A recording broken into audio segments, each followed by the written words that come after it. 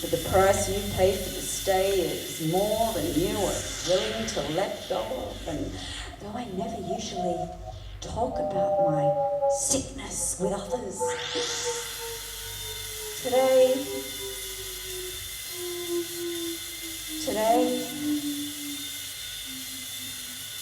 I just couldn't help but feel as though my existence should have come with a fucking warning label.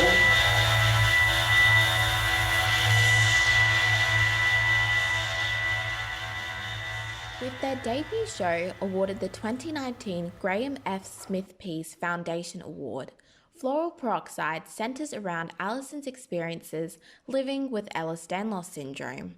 The performance uses slam poetry, sound design, and strategically timed captioning to demonstrate the clinical violation of the body and the mental detriment living with a disability can have. I sat down with Alison and 5000 AD to tell us more about Floral Peroxide and how it came to be. People were pushing me to do a fringe show of my spoken word stuff, and one thing that was always really important to me was to do more performance art, but also to be very disability accessible. And Floral Peroxide sort of has turned into this huge collaborative effort now between myself, Alison Paradoxx, and me, 5000 AD, and Ian Gibbons. We've also had Angelique Joy create costumes for us. How have you adapted the show from last year? What new additions have you added? It's been a lot of work from you, hasn't there? Yeah, I spent several months creating a whole bunch of new audio pieces and stuff. There'd be times when I would be in hospital as a perfectionist. He'd be sitting there going, oh, I really want to emulate that sound of, the whatever machine. But instead of just recording it and then using it, he'd go away and make the sound from scratch. Things like the sounds of being in hospital, way the sound bounces around from the different wards and stuff like that. And I think from my perspective, continuity was a big thing for me this year because the show Floral Peroxide tells my own personal story. So it's a self-narrative journey through my experiences being a disabled artist, being a chronically ill artist, and spending most of my life in and out of clinical settings. So it was sort of deconstructing that and looking at the body as becoming an instrument of other people's and then reclaiming that body back. There was a few things I put in there to sort of help the continuity of the story flow this year. So we had the addition of Lillian Lava, our scary nurse who comes in the opening scene. And then Ian, again, he is incredibly enthusiastic, which is wonderful, and had reflected on the show from last year and went, I think we can do this, this and this to make the accessibility components even more accessible. Whether you have hearing problems or not, I think everyone has found value in the captioning and stuff. It's not just a wash of words going past their ears. And it's actually been quite interesting. We've done 2 shows out of the 3 show seasons so far, and a lot of feedback that we've had after shows has been from people who may have heard me perform my material before several times, but never actually picked up on a lot of the metaphors or analogies in the poetry, or never actually really heard the stories. Like one poet who we've been doing gigs together for about 4 years, she said to me, I had no idea you had titanium rods through your spine. And I was like, wow, I say it all the time in so many poems, but I guess I'm not saying it outwardly, So having those captions on the screen, though they were initially there as an accessibility element for deaf and hearing impaired people. They've become so much more than that. Yeah, I felt really upstaged in the past 2 shows because I've been kind of thrown. They're either looking at Matt or they're looking at the screen half the time. And I'm like, hold on, hey, I'm the one with the microphone. But it's actually really beautiful and nice to see that, because without one of those 3 key parts, it wouldn't be Floral Peroxide. Sort of storytelling using 3 different sort of mediums at once. Yeah. I'm trying to tell Alison's story sonically.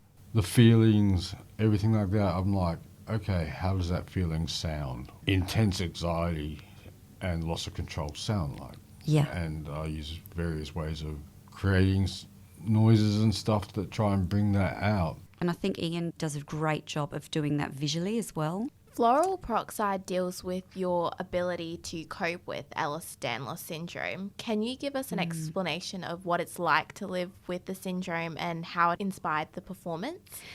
Ehlers-Danlos syndrome is something that a lot of people haven't heard of because it is one of those genetic diseases that I think it's like 1 in 5,000 it occurs in.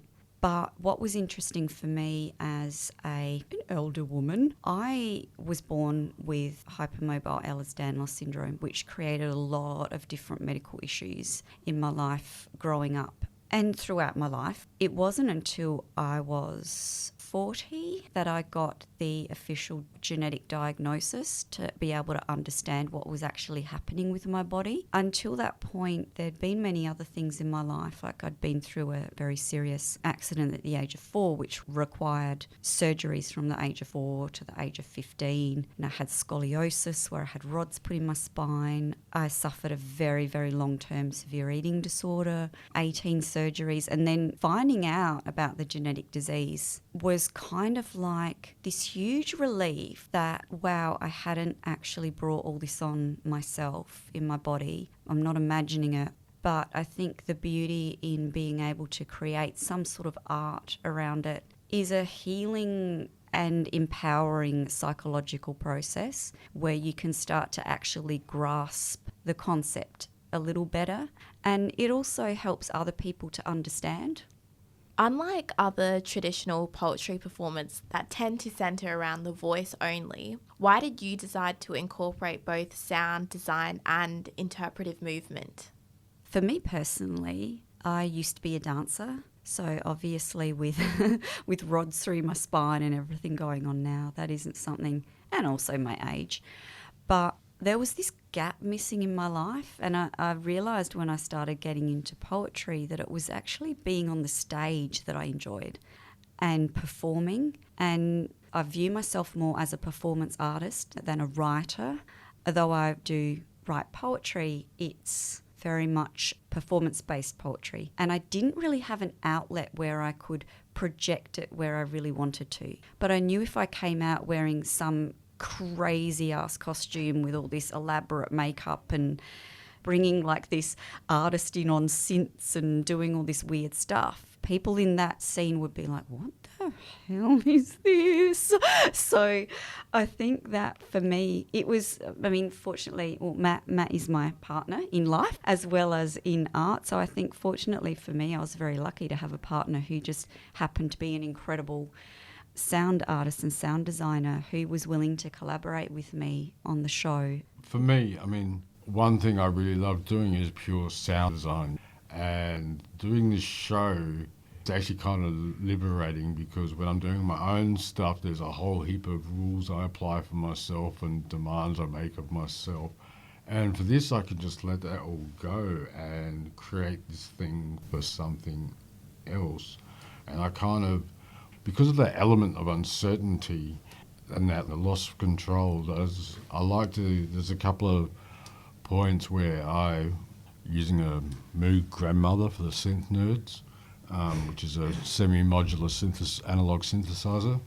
There's a couple of points where I use that live and I actually have no idea what I'm going to do before I hit the keys and start fiddling with stuff. And I have no idea where I'm going and where I end up. So that loss of control is sort of embraced in the show itself. And why did you guys decide to have your whole performance open captioned? When I was just doing like sort of local spoken word stuff for various different places, I remember a couple of times I was booked for a few things, and I have a number of different friends who use mobility aids or wheelchairs, can't navigate myself included. I'm not great with stairs anymore. But most venues we'd get booked in would be, you know, up 2 flights of stairs or down a flight of stairs.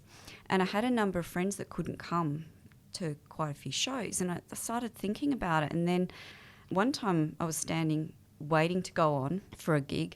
I turned to Matt and I said, hey, if you couldn't hear anything right now, there is absolutely nothing here for you tonight, is there? It's one of those things when you start looking and thinking about it. The you world see it is so everywhere. inaccessible. You see it everywhere. Oh, and so even when they try to be accessible, they somehow manage to mess it up. for me, as someone who identifies as a disabled artist, it's so important especially with this show being centred around the experience of disability, it's so important to have that as accessible as possible. And we were thinking of getting an Auslan interpreter to begin with, but because there's so many other sensory elements in the show, we're kind of like, I'd actually find that quite overwhelming if I was trying to take in all these different types of stories coming from different angles. There's a friction point there between what is... Yeah, what's making it more accessible and what's what's making just it more a bit convoluted. jumbled. Yeah. Whereas I think the captions actually worked better with the sound and with the video. What do you hope the audience gains from your performance?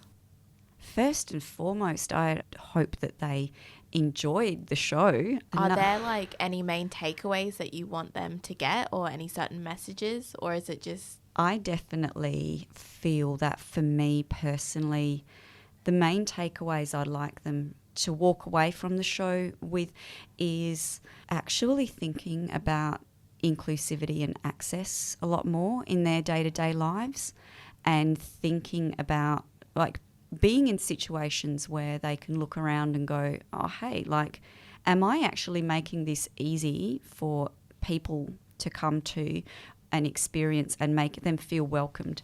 Because when we create art that is inaccessible, we're basically saying to a whole collective of people, you are not welcome at my show.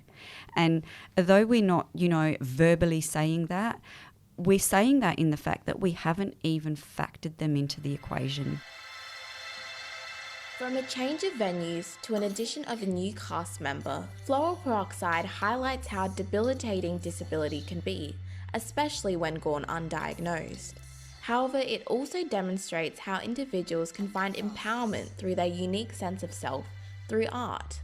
A startling and heartwarming portrayal of disability, Alison and 5000 AD seamlessly blend poetry with eerie synth sounds to present lived disability unfiltered. Change the body we are born into. We can't change chance, twists of genetic mutation, accidents, illness, disease, disability.